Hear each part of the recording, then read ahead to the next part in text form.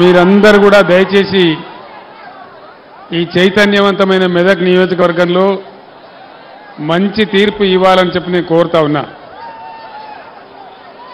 5 నెలల క్రితం తెలంగాణ ఎట్లా ఉండే, ఈ 5 నెలల్లోనే ఎంత ఆగమాగం అవుతా ఉంది మీరందరూ గమనిస్తూ ఉన్నారు. కాంగ్రెస్ పార్టీ 6 గ్యారంటీలని అరచేతిలో వైకుంఠం చూపించి యావత్తు తెలంగాణ ప్రజానీకాన్ని దగా చేసింది, మోసం చేసింది. మీ అందరికీ కూడా తెలుసా విషయం. అనేక మాటలు చెప్పినారు, వాళ్ళ నోటికి మొక్కాలే, ఇష్టం వచ్చిన వాగ్దానాలు చేసినారు. వాళ్ళు ఇచ్చిన వాగ్దానం ఏది నెరవేరలే, ఒకటి కూడా సరిగ్గా అమలు కాలే.